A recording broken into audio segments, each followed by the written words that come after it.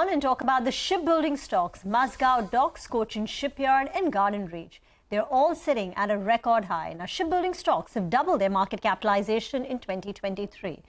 What has it done to the government stake in these companies? Hormaz joins in with the details. Hormaz.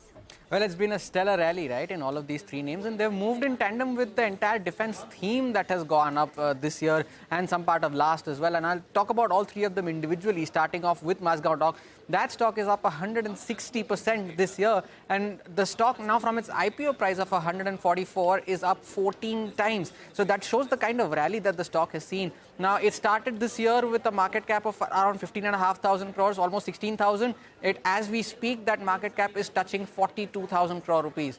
Now, the government owns around 85% stake in MazagonDock. Now, that is valued at close to 35,000 crore rupees at the current price. Now, here's a bit of a concern as well. Now, over the last 5 years, MazagonDock has seen a consistent decline in its order book. It started off FY19 with around 55,000 crores.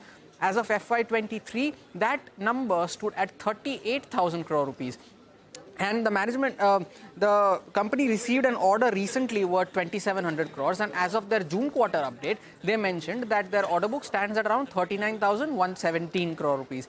The management mentioned that this entire order book will get executed in the next 3 to 4 years, and they're expecting to grow on an average of around 20 to 30%. The street, though, is turning cautious, with analysts projecting a potential downside of close to 24%. Now, move on to CochinShipyard, and that stock has also doubled this year, and it's been the best year for the stock since it listed almost 6 to 7 years ago. It started off the year with a market cap of around 7,500. That has doubled to now 15,000 crores, and the government, which owns a 72% stake in the company, is now valued at 11,000 crore rupees. Now, I'll talk about the sales bit for CochinShipyard, and they have been very erratic. Peak sales in FY20 stood at around 3,500 crores. They have still not managed to cross that figure. Now, the management said that there were plenty of operational issues in FY23, which led to them not being able to generate the kind of revenue that they did, which is why is the underperformance. And the company recently won an order worth 580 crores for cargo vessels and another 300 crores from the Indian Navy in June.